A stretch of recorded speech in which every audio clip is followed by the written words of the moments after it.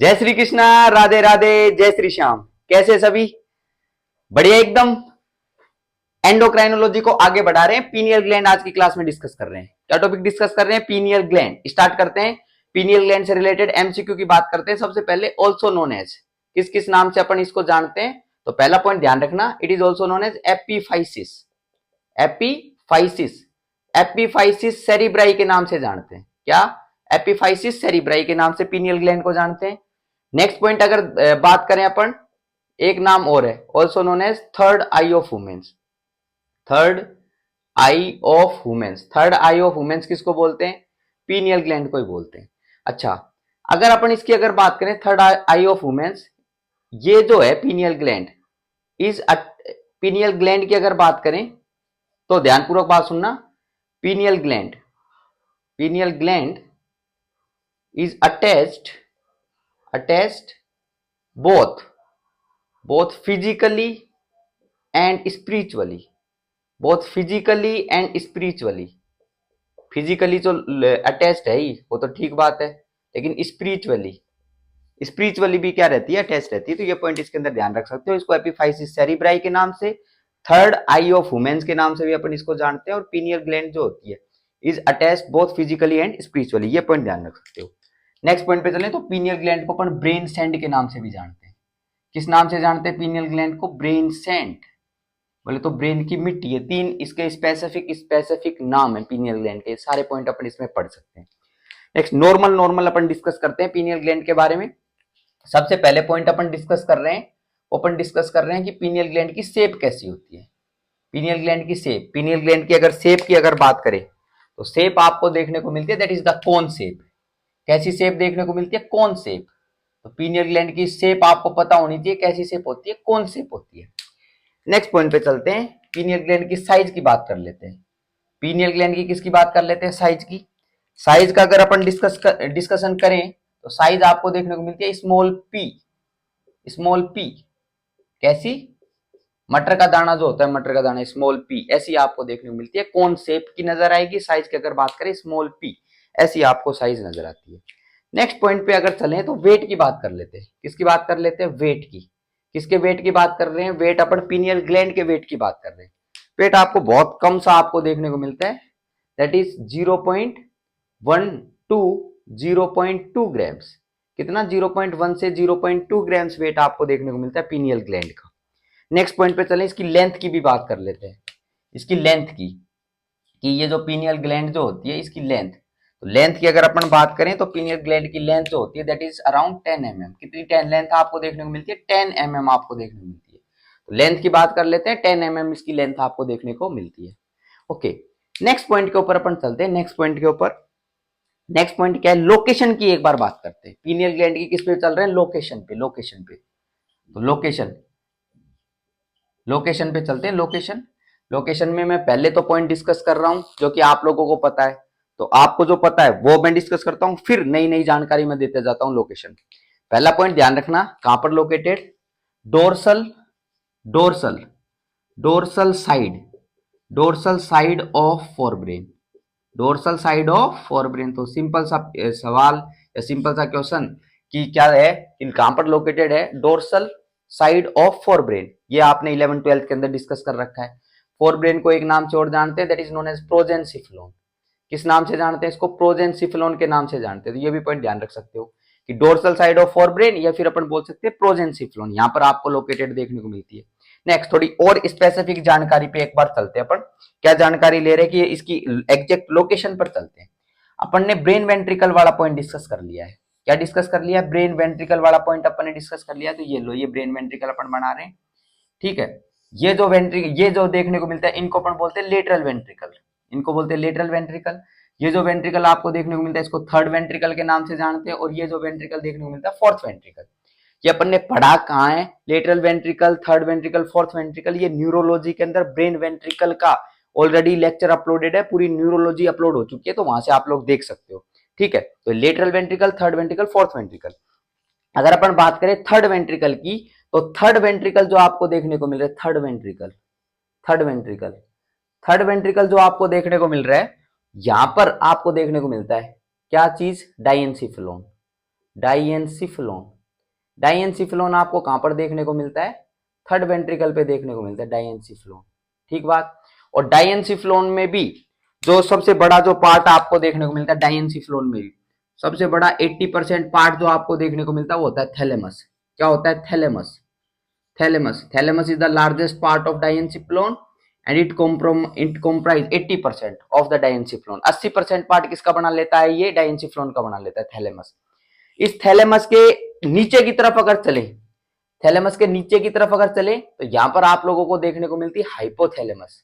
क्या देखने को मिलती है? यहां पर हाइपोथैलेमस आपको देखने को मिलती है, हाइपोथैलेमस। नेक्स्ट पॉइंट पे चलें, इस डाइएन्सिफिलोन या ये थैलेमस जो हिस्सा आपको देखने को मिल रहा है थर्ड वेंट्रिकल पे, इसके ऊपर की तरफ अगर चले यहां पर आपको देखने को मिलता है एपिथैलेमस। क्या देखने को मिलता है? यहां पर एपिथैलेमस प्रेजेंट होता है, एपिथैलेमस, एपिथैलेमस। फिर बात करते हैं इसकी लोकेशन की, तो pineal gland is located on the epithalamus. Pineal gland is located on the epithalamus, epithalamus पर लोकेटेड होती है। ये पॉइंट अभी मैं डिस्कस करता हूं। पहले ये एपिथैलेमस की लोकेशन मैं बता देता हूं आपको कि एपिथैलेमस की एग्जैक्ट लोकेशन क्या होती है, क्योंकि एपिथैलेमस की एग्जैक्ट लोकेशन अपने को पता होनी चाहिए। क्या होती है एपिथैलेमस की एग्जैक्ट लोकेशन? इसकी अगर बात करें, located superior, located superior and superior and posterior to thalamus, posterior to thalamus. तो क्या ध्यान रख सकते हैं कि थैलेमस के ऊपर की तरफ, सुपीरियर का मतलब ऊपर की तरफ, और पोस्टीरियर का मतलब पीछे की तरफ। सुपीरियर का मतलब ऊपर की तरफ, पोस्टीरियर का मतलब पीछे की तरफ। थैलेमस के पीछे और ऊपर की तरफ आपको क्या एपिथैलेमस लोकेटेड देखने को मिलता है, ठीक है। फिर बात कर लेते हैं कि पीनियल ग्लैंड कहां पर लोकेटेड? पीनियल ग्लैंड एपिथैलेमस पर लोकेटेड। एपिथैलेमस में पीछे की तरफ ये लोकेटेड है, तो पीछे से आपको नजर आएगा कि पीछे से एक स्मॉल पी शेप की ग्लैंड आपको देखने को मिलती है, जो आपको देखने को मिलती है ऊपर की तरफ। तो ये पॉइंट इसके अंदर ध्यान रख सकते हो, कहां पर? एपिथैलेमस से।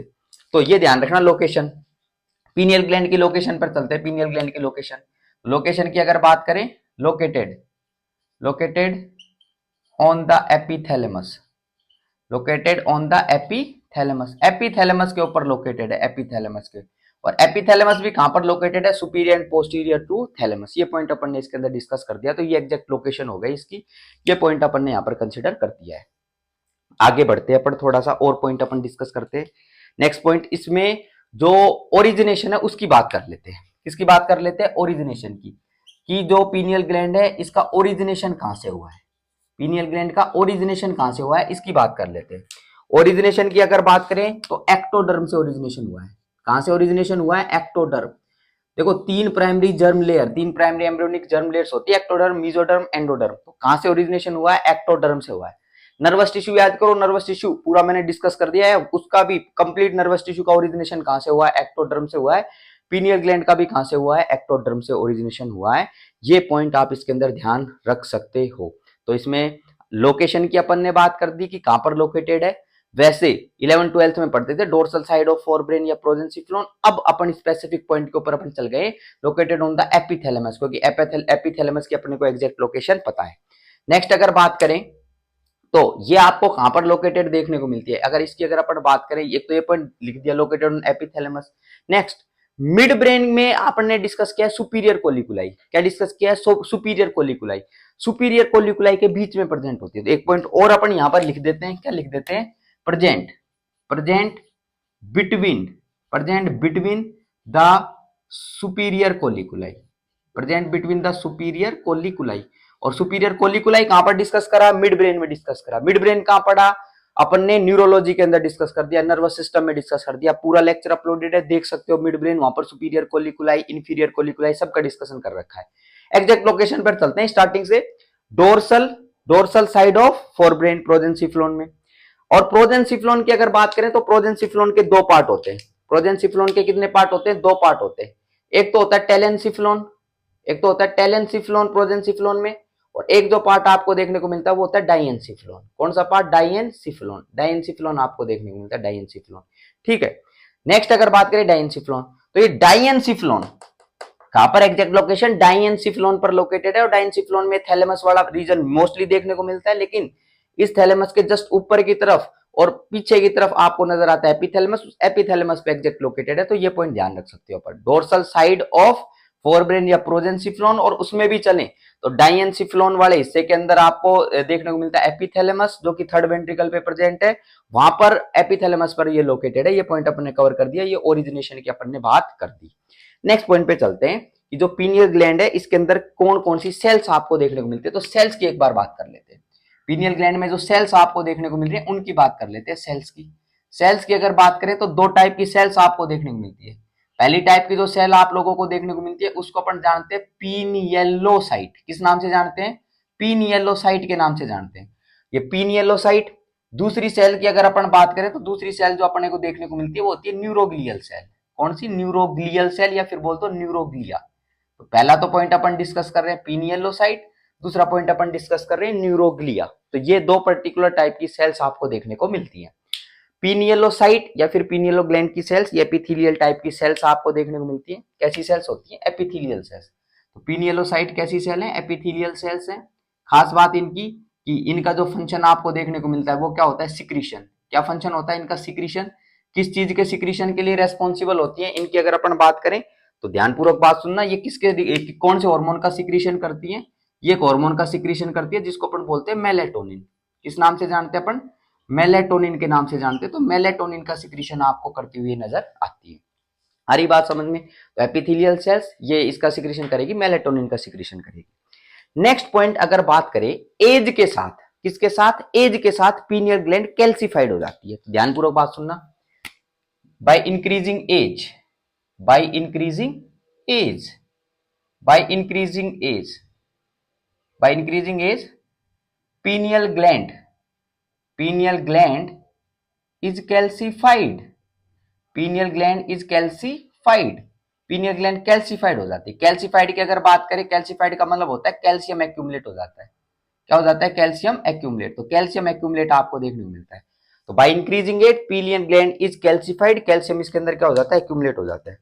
क्लियर बात? और अगर अपन बात करें कैल्सिफिकेशन वाले एरिया की भी अगर बात करें पिनियल ग्लैंड में तो उसको अपन बोलते हैं कोरपोरा, कोरपोरा एरिनेशिया। इस नाम से जानते हैं कोरपोरा एरिनेशिया। कोरपोरा एरिनेशिया का क्या मतलब होता है? It is the specific part in the pineal gland, specific region in the pineal gland where calcium accumulate. Calcium का क्या होता है? एक्यूमुलेशन आपको देखने को मिलता है। इसको कोरपोरा एरिनेशिया के नाम से अपन जानते हैं। By increasing age pineal gland क्या हो जाती है? कैल्सिफाइड हो जाती है। कैल्सिफाइड के साथ एट्रोफी आपको देखने को मिलती है। एट्रोफी, इसीलिए इसको क्या बोलते हैं अपन? ब्रेन सैंड के नाम से जानते हैं। किस नाम से जानते हैं? ब्रेन सैंड के नाम से जानते हैं। तो ध्यानपूर्वक बात सुनना, कैल्सिफाइड तो पार्ट आपको नजर आ रहा है, यहाँ पर कैल्सिफाइड तो है, लेकिन यहां पर still epithelial cells are there. कौन सी cell? Epithelial cells. Epithelial cells यहां पर आपको प्रेजेंट देखने को मिलती है। और ये एपिथेलियल सेल्स स्टिल किसका सिक्रीशन करती है? मेलेटोनिन का कर रही है। आ रही बात समझ में? तो ये मेलेटोनिन हार्मोन तो यहाँ पर प्रोड्यूस हो रहा है क्योंकि एपिथेलियल सेल्स का एग्जिस्टेंस है। Epithelial cells exist, still exist. लेकिन अगर अपन बात करें यहाँ पर आपको ये देखने को मिलेगा कि ये कैल्शियम क्या हो गया? यहाँ पर एक्यूमुलेट हो गया, कैल्सिफाइड। और कौन से रीजन की बात कर रहे हैं? कोरपोरा एरिनेशिया वाले रीजन की अपन बात कर रहे हैं। यहाँ पर कैल्सिफाइड हो गया है और इसीलिए कैल्सिफिकेशन के बाद एट्रोफी आपको नजर आती है, एट्रोफी। और इसीलिए इसको क्या बोलते हैं अपन? ब्रेन सैंड के नाम से जानते हैं। किसको? पीनियल ग्लैंड को। एम आई रियली क्लियर और नॉट? अच्छा, ये इस पॉइंट के ऊपर मैं क्यों हाईलाइट कर रहा हूँ? Corpora एरिनेशिया, brain sand, pineal gland, इस पे क्यों मैं पॉइंट इस पे हाईलाइट कर रहा हूँ? बिकॉज अगर अपन रेडियोग्राफिक इन्वेस्टिगेशंस की बात करें, रेडियोग्राफिक इन्वेस्टिगेशंस की बात करें तो पीनियल ग्लैंड जो होती है, पीनियल ग्लैंड, उसको अपन लोकेट करने के लिए एसोसिएटेड जो स्ट्रक्चर्स होती है उनको लोकेट करने के लिए अपन क्या करते हैं? लोकेट करने के लिए यूज करते हैं। जैसे एट्रोफी वाला पार्ट आपको देखने को मिल रहा है brain and pineal gland. Calcified part है तो अपने को पता चल गया कि कैल्सिफाइड पार्ट आपको नजर आ रहा है, ये क्या है? पीनियल ग्लैंड है। तो आसपास की जो भी स्ट्रक्चर्स होती हैं उनको अपन लोकेट करने के लिए इस्तेमाल कर सकते हैं। किसमें? रेडियोग्राफिक इन्वेस्टिगेशंस में। तो ये पॉइंट ध्यान रख सकते हो आप इसके अंदर। ठीक बात है क्या? ओके, नेक्स्ट पॉइंट पे चलते हैं। जो मेलेटोनिन है, मेलेटोनिन, इसकी बात कर लेते हैं। मेलेटोनिन के क्या फंक्शन होते हैं? मेलेटोनिन के फंक्शन के ऊपर एक बार चलते हैं। मेलेटोनिन के फंक्शन अपन डिस्कस कर लेते हैं कि मेलेटोनिन क्या फंक्शन करता है। तो पॉइंट टू पॉइंट अपन डिस्कस कर रहे हैं। पहला पॉइंट ध्यान रखना, मेलेटोनिन के बारे में फंक्शन की बात करें, ध्यान रखना, प्रोमोट स्लीपीनेस। क्या? Promote sleepiness, promote sleepiness. Sleepiness को प्रोमोट करने के लिए रेस्पॉन्सिबल होता है। That it induce sleep, it induce sleep मतलब स्लीप को प्रोड्यूस करने के लिए रात्रि के समय ये ज्यादा सीक्रेट होता है, ध्यानपूर्वक बात सुनना। Promote sleepiness, produce more during night, produce more during night. Night के टाइम पर क्या होता है, ये ज्यादा प्रोड्यूस होता है, नाइट के टाइम पर ज्यादा सीक्रेट होता है। और ये नाइट के ज्यादा टाइम पर ज्यादा सीक्रेट हो रहा है, और क्या करेगा नाइट के टाइम पर, स्लीपीनेस को प्रमोट करेगा, स्लीपीनेस को प्रमोट करता है, मतलब नींद ज्यादा आती है मेलेटोनिन के कारण, ये ध्यान रख सकते हो। और दिन की बात अगर करें तो दिन में मेलेटोनिन की कंसंट्रेशन क्या हो जाती है, कम हो जाती है। ओके, नेक्स्ट पॉइंट पे चलते हैं। Regulate biological clock, regulate biological clock, regulate biological clock. तो स्लीपीनेस की बात कर रहे हैं, दिन रात की बात कर रहे हैं, तो बायोलॉजिकल क्लॉक की भी बात कर दो कि बायोलॉजिकल क्लॉक को भी क्या करता है, ये रेगुलेट करता है। बायोलॉजिकल क्लॉक, बायोलॉजिकल क्लॉक का मतलब दिन का पता चल गया, रात का पता चल गया आप लोगों को, दिन में और रात में चेंजेस आपको देखने को मिल रहे हैं। सारी बात समझो, मेलेटोनिन के कारण आप लोगों को देखने को मिलते हैं। एक बार बात ध्यानपूर्वक बात सुनना, ये बायोलॉजिकल क्लॉक को रेगुलेट करने के लिए हाइपोथैलेमस, हाइपोथैलेमस जो है वो रेस्पॉन्सिबल होता है। Hypothalamus, hypothalamus is responsible to regulate the biological clock. Next point की अगर बात करें, हाइपोथैलेमस के में भी एक रीजन आपको देखने को मिलता है, उसको बोलते हैं सुप्रा ऑप्टिक रीजन। कौन सा region, supra optic region, supra optic region के नाम से जानते हैं, सुप्रा ऑप्टिक रीजन। और ये सुप्रा ऑप्टिक रीजन जो है, इसके अंदर आपको एक स्पेशल टाइप का न्यूक्लियाई देखने को मिलता है, जिसको अपन बोलते हैं सुप्रा चाइस्मेटिक न्यूक्लियाई। किस नाम से जानते हैं, सुप्रा चाइस्मेटिक न्यूक्लियाई, सुप्रा चाइस्मेटिक न्यूक्लियाई। ये सुप्रा चाइस्मेटिक न्यूक्लियाई जो है, ये पीनियल ग्लैंड को सिग्नल करता है। क्या सिग्नल करता है, पीनियल ग्लैंड को सिग्नल करता है, किसके लिए, मेलेटोनिन, मेलेटोनिन के प्रोडक्शन के लिए, मेलेटोनिन के प्रोडक्शन के लिए करता है। और खास बात इसकी ये सुप्रा चाइस्मेटिक न्यूक्लियाई की, ये सिग्नल कब करेगा, डार्कनेस के टाइम पर। कब करेगा, डार्कनेस, डार्कनेस रात्रि के समय, डार्कनेस का मतलब रात्रि, रात्रि, रात्रि के समय, रात लिख देता हूं, रात, रात्रि के समय करेगा ये, रात्रि के समय। आ रही बात समझ में। तो रात के समय में सुप्राचाइस्मेटिक न्यूक्लियाई, सुप्राचाइस्मेटिक न्यूक्लियाई हो गया, और ये पीनियल ग्लैंड, पीनियल ग्लैंड को सिग्नल करेगा मेलेटोनिन को प्रोडक्शन को बढ़ा दो। लेकिन दिन की अगर बात करें, दिन की जब लाइट आपको देखने को मिल रही होगी, सनलाइट आपको देखने को मिल रही होगी, लाइट होगी, आ रही बात समझ में, तो ये सुप्राचाइस्मेटिक न्यूक्लियाई जो है पीनियल ग्लैंड को, पीनियल ग्लैंड का सिंथेसिस रोक, पीनियल ग्लैंड से मेलेटोनिन के सिंथेसिस को रोक देगा। तो ये पॉइंट ध्यान रख सकते हो कि दिन में तो मेलेटोनिन का प्रोडक्शन नहीं होगा, लेकिन रात में मेलेटोनिन का प्रोडक्शन बढ़ जाता है। ये पॉइंट आप कंसीडर इसके अंदर कर सकते हो। क्लियर बात है क्या, क्यों हो जाता है ये, इसका पर्टिकुलर पॉइंट है। अच्छा, ये सुप्राचाइस्मेटिक न्यूक्लियाई जो हाइपोथैलेमस है, इसको भी जो सिग्नल मिलते हैं ना, ये रेटिना से मिलते हैं। कहां से मिलते हैं, रेटिना, रेटिना, रेटिना की बात कर लेते हैं, रेटिना से सिग्नल मिलते हैं। और रेटिना से, ये पॉइंट ध्यान रखना, ये रेटिना से, क्योंकि लाइट, अगर लाइट प्रेजेंट है तो ये सुप्राचाइस्मेटिक न्यूक्लियाई की तरफ लाइट वाले सिग्नल्स जा रहे होंगे, ठीक है, कि लाइट है। और लाइट अगर प्रेजेंट है तो दिन का समय, दिन के समय के अंदर क्या, मेलेटोनिन का प्रोडक्शन नहीं होगा। लेकिन रात के समय में रेटिना से सिग्नल कैसे आएंगे, कि रात के समय में लाइट वगैरह नहीं है, और लाइट अगर नहीं है तो उस कंडीशन में सुप्राचाइस्मेटिक न्यूक्लियाई जो है, ये पीनियल ग्लैंड से मेलेटोनिन के प्रोडक्शन को बढ़ा देगा। बायोलॉजिकल क्लॉक को मेंटेन करने के लिए हाइपोथैलेमस रेस्पॉन्सिबल, लेकिन हाइपोथैलेमस किसको सिग्नल करता है, वो पीनियल ग्लैंड को सिग्नल करता है। ये पॉइंट आप इसके अंदर ध्यान रख सकते हो। क्लियर बात है क्या, तो promote sleepiness, regulate biological clock, ये अपन ने पॉइंट इसके अंदर डिस्कस कर दिए। थर्ड पॉइंट के ऊपर अपन इसके अंदर चलते हैं। थर्ड फंक्शन की अगर अपन बात करें इसमें, तो थर्ड फंक्शन अपन ध्यान रख सकते हैं, इसका क्या फंक्शन ध्यान रख सकते हैं, that is delay, delay puberty, delay puberty.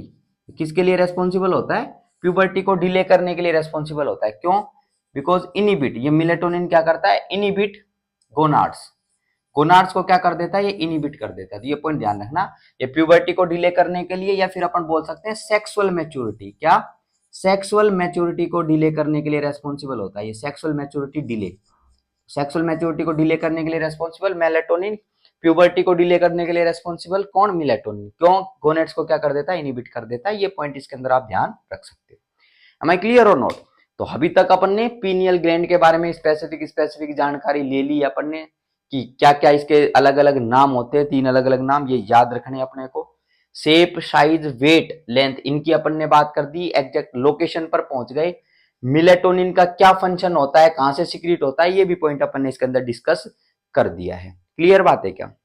Okay, next point के ऊपर अपन चलते हैं। नेक्स्ट पॉइंट जो अपन इसके अंदर डिस्कस कर रहे हैं, नेक्स्ट पॉइंट जो अपन डिस्कस कर रहे हैं वो कर रहे हैं बायोसिंथेसिस। क्या डिस्कस कर रहे हैं? बायोसिंथेसिस। किसका बायोसिंथेसिस? मिलेटोनिन का। Next point is biosynthesis, biosynthesis, biosynthesis of melatonin, biosynthesis of melatonin. Melatonin के बायोसिंथेसिस की बात कर लेते हैं कि मिलेटोनिन का बायोसिंथेसिस होता कैसे। अगर अपन बात करें तो आप अपने पास में एक अमाइनो एसिड देखने को मिलता है, that is known as tryptophan. किस नाम से जानते हैं? ट्रिप्टोफैन। एक अमाइनो एसिड आपको देखने को मिलता है, that is known as tryptophan, tryptophan. और ये जो ट्रिप्टोफैन जो है ये किस में कन्वर्ट होता है? ये कन्वर्ट होता है 5 hydroxy, 5 hydroxy tryptophan, 5 hydroxy tryptophan इसमें कन्वर्ट होता है, 5 हाइड्रोक्सी ट्रिप्टोफैन। और ये 5 हाइड्रोक्सी ट्रिप्टोफैन जो है ये किस में कन्वर्ट हो जाता है? ये कन्वर्ट होता है सीरोटोनिन में। इसमें कन्वर्ट होता है सीरोटोनिन के अंदर कन्वर्ट होता है। सीरोटोनिन को अपन जानते हैं किस नाम से? 5 हाइड्रोक्सी, 5 हाइड्रोक्सी ट्रिप्टामीन। किस नाम से जानते हैं? 5 हाइड्रोक्सी ट्रिप्टामीन, इसको बोलते हैं 5 हाइड्रोक्सी ट्रिप्टामीन। या शॉर्ट में सीरोटोनिन को अपन जानते हैं 5HT3। क्या? 5HT3 इसके नाम से जानते हैं। और सीरोटोनिन जो है ये किसके अंदर कन्वर्ट होता है? ये कन्वर्ट होता है N acetyl, N acetyl serotonin. किसमें? एन एसिटाइल सीरोटोनिन के अंदर। नेक्स्ट अगर बात करें एन एसिटाइल सीरोटोनिन जो है ये कन्वर्ट हो जाता है मिलेटोनिन में। किसमें कन्वर्ट हो जाता है? ये मिलेटोनिन के अंदर कन्वर्ट हो जाता है। तो ये पॉइंट इसके अंदर आप ध्यान रख सकते हो। Tryptophan, 5 hydroxy tryptophan, then serotonin या 5HT3 शॉर्ट में बोलते हैं, 5 हाइड्रोक्सी ट्रिप्टामिन बोलते हैं, N acetyl serotonin and then melatonin. अच्छा, अगर अपन इनकी बात करें तो ये जो ट्रिप्टोफैन आपको देखने को मिल रहा है, ट्रिप्टोफैन और ट्रिप्टोफैन से सीरोटोनिन, ये जो आपका बन रहा है ये, इनकी अगर अपन बात करें तो ये जो आपको देखने को मिलता है ये दिन में देखने को मिलता है, तो इसको अपन बोलते हैं फोटोटोपिक फेज। किस नाम से जानते हैं? फोटोटोपिक फेज, फोटोटोपिक फेज के नाम से अपन जानते हैं फोटोटोपिक फेज। और ये दिन के अंदर आपको देखने को मिलता है, तो डायूर्नल, डायूर्नल भी आप बोल सकते हो। ठीक है, नेक्स्ट अगर बात करें मिलेटोनिन, मिलेटोनिन का प्रोडक्शन कब देखने को मिलता है? रात्रि के समय देखने को मिलता है, रात को। इस फेज को अपन स्कोटोपिक फेज के नाम से जानते हैं। किस नाम से? Scotopic phase. तो इस फेज को अपन स्कोटोपिक फेज के नाम से जानते हैं। रात्रि जो होती है उसको नोक्चुर्नल वर्ड से अपन रिप्रेजेंट करते हैं, नोक्चुर्नल। तो स्कोटोपिक फेज अपन डिस्कस कर सकते हैं कि ये जो फेज आपको देखने को मिलेगी ये मिलेटोनिन की, ये स्कोटोपिक फेज होगी, इसके अंदर ये प्रोडक्शन होता है। तो बायोसिंथेसिस ऑफ मिलेटोनिन दो फेजेस में कंप्लीट होता है, तो फोटोटोपिक फेज, एक स्कोटोपिक फेज। और मिलेटोनिन सिक्रीट कौन सी फेज में होता है? स्कोटोपिक फेज में होता है। लेकिन सीरोटोनिन की बात करें वो आपको दिन में फोटोटोपिक फेज के अंदर बनता हुआ नजर आता है। तो ये पॉइंट इसके अंदर आप क्या कर सकते हो? कंसिडर कर सकते हो। क्लियर बात है क्या? लाइट अगर प्रेजेंट है, लाइट क्या प्रेजेंट है? लाइट। और वो रेटिना, रेटिना में लाइट आ रही होगी। अगर रेटिना में लाइट आ रही है तो वो कहां सिग्नल करती है? वो हाइपोथैलेमस में सुप्राचाइस्मेटिक न्यूक्लियस जो कि सुप्राऑप्टिक रीजन में प्रेजेंट है उसको सिग्नल करती है। ठीक है, और वो क्या सिग्नल करती है कि वो पीनियल ग्लैंड को इनिबिट करवा देती है। अगर लाइट प्रेजेंट है, पीनियल ग्लैंड को इनिबिट, मेलेटोनिन का प्रोडक्शन नहीं होगा। अगर लाइट प्रेजेंट है तो मेलेटोनिन का प्रोडक्शन नहीं होगा। लेकिन रात्रि के समय, रात के समय क्या होता है? रात्रि के समय ये लाइट प्रेजेंट नहीं, अंधेरा हो गया, अंधेरा, तो रेटिना, रेटिना सिग्नल जाएंगे, किधर जाएंगे? सुप्राचाइस्मेटिक न्यूक्लिया की तरफ। और सिग्नल कैसे जाएंगे कि भाई यहाँ पे क्या कर दिया? पीनियल ग्लैंड को स्टिमुलेट कर दे, मेलेटोनिन का प्रोडक्शन को बढ़ा दे। और पीनियल ग्लैंड से मेलेटोनिन का प्रोडक्शन बढ़ा तो ये क्या करता है? ये स्लीपीनेस को प्रमोट करता है। रात को जो नींद आती है वो इसी के कारण आपको देखने को मिलती है। तो ये कुछ पॉइंट्स अपन ने इसके अंदर क्या कर लिए? कंसिडर कर लिए, कुछ पॉइंट्स अपन ने डिस्कस कर लिए। बायोसिंथेसिस भी अपन ने पढ़ लिया, इसका ओरिजिनेशन भी अपन ने पढ़ लिया, लोकेशन वेट सब अपन ने पॉइंट डिस्कस कर लिए। क्लियर बात है क्या? तो आज के क्लास को अपन यही समाप्त करते हैं। अपना पूरा पीनियल ग्लैंड टॉपिक जो है ये अपन ने पूरी तरीके से डिस्कस कर लिया। आज के लेक्चर को यही समाप्त करते हैं। Thank you so much.